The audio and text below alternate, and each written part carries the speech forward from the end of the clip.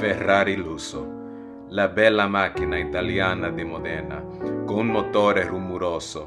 Non c'è una macchina migliore con un V8 glorioso. Chiunque può innamorarsi. Enzo Ferrari built race cars and won. Ferrari is to Formula One what the Yankees are to baseball, a franchise built on victory. The Lusso nameplate carries a rich heritage, and it originated with the Ferrari 250 GT4Lusso from the 1960s, a car purchased by the likes of Steve McQueen and Porfirio Rubirosa. Enzo Ferrari didn't particularly care to sell cars, but he had to in order to finance Le Mans and Formula One. So basically, every Ferrari sold to the public financed early exploits from Enzo at the track. Today was a great day because I got to drive in a car I've been fond of since its debut, the 4-passenger GTC4Lusso T. I wanted to drive this particular car because it's different. The words practical and Ferrari usually never go in the same sentence. The same reasons I enjoy my Porsche Cayenne with a manual transmission is why I wanted to try this car. It just doesn't make sense for the typical client of these respective brands.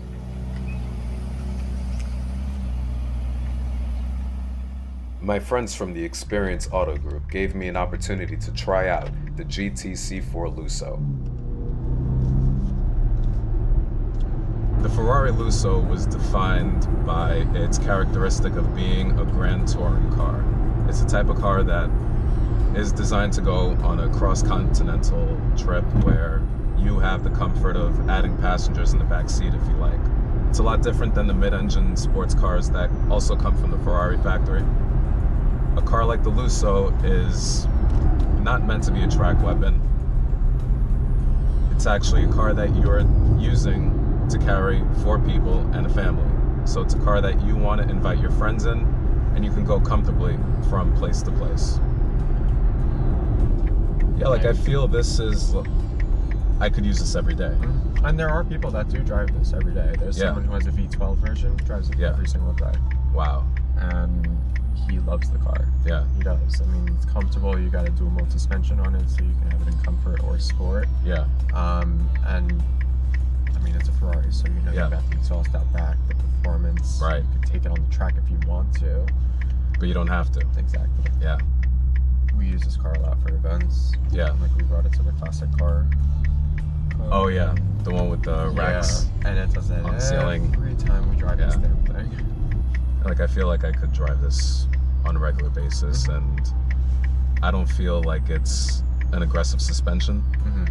Like it's definitely a compliant ride where it doesn't feel very jarring. It feels like a regular car, which is nice. It drives like that. It's got the safety features of a regular car also if you want that. You get forward collision warning, blind spot assist, adaptive cruise control, lane keep assist. So they are putting these modern features in a car like this. I mean, not every Ferrari is going to get them, but you do have the option. If you wanted to drive this every day, you get those luxuries. Absolutely. Which is what Ferrari wanted to go with this model. Right. They describe this as the more practical Ferrari. You got a full power trunk. Yeah. 2 back seats that you can, huge back seats that are bucket style, so they still get the feel of a Ferrari sports race setup. Yeah. And they're just being driven around the back. So they did a really good job on this car. Absolutely. Is this their best-selling car? No, it's actually a lot of people. I think of it as unique. That's the word that I like to use for it. Like the shooting brake design is brilliant. That's what I use when I describe this car. Yeah. But people, they want the typical Ferrari, the 458, the 480, the Portofino if they're going to be using it as a weekend car. Yeah. Yeah, it's really hit or miss. I mean, depends on your personal preference. If you do like that different look, then this is the car for you. If you want the typical Ferrari, then you're most likely going to go with a 458 or a 488. Right. So it's personal preference, and it depends on each individual. But I personally love the car. It's my favorite. Yeah.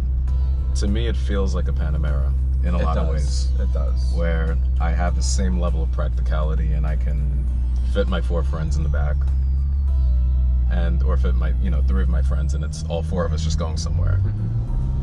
And right there. left over here. Yes. Okay. And it has a similar feel. Yeah. With the Ferrari heritage added to it. Absolutely. Yeah. They definitely didn't skimp on power with this car either. No, not at all.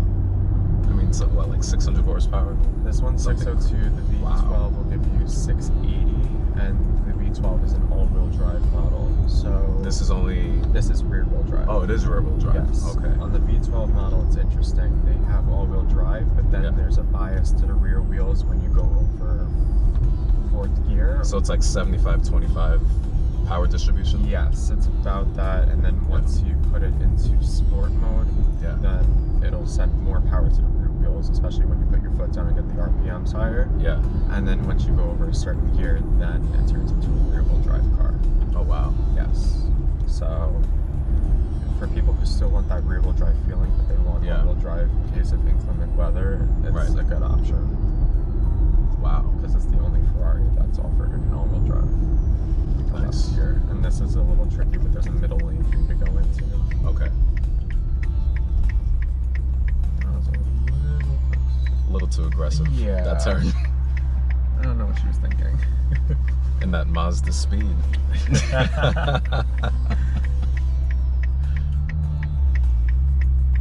The Zoom Zoom commercials definitely left a lasting impression on her. And this car is roughly, it's 260 to start. Yes. Yeah. The window stickers in here. It is. We got options in this car. Nice. I mean, I love the leather stitching. Yeah, Alexis, who builds all of our cars, she did a really great job with this car. Let me go left here. This one's at 310. So that's because it's got the stitching on the dash. You got the driver assistance settings. You got the upgraded wheels. Yeah.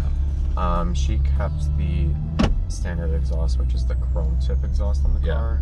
You can just park anywhere over there. And the only option that's probably one of the big options that this car doesn't have is a panoramic sunroof. So you get a full glass panoramic sunroof.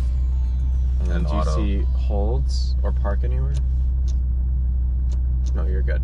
Just make sure the parking brake is set though. Hold. Yeah. Hold's perfect, you're good. You can take your foot off the brake, turn the car off, and you're good. All right. Yeah, the panoramic sunroof is a good option for the car. This whole thing will be just glass. Just glass. No in-center pillar, nothing. Just all glass. Yeah. And it's tinted, so it's not too harsh when the sun is shining. UV protection and everything. Yeah, UV protection. It's tinted, so it's not full sun exposure, but it just makes the cabin more spacious. Yeah. It's my favorite option in the car. Yeah. But it's 20 G's. So it's up there. Just for glass. Just for glass. Just for glass. It's crazy. And that is a GTC4Lusso T in a nutshell. A 600 horsepower beast that does a lot of things beautifully. If the Lusso T's prices are too exotic for you, the FF is a secondhand charmer that would go undetected as a used car. Because at the end of the day, a Ferrari is a Ferrari. Thank you for watching.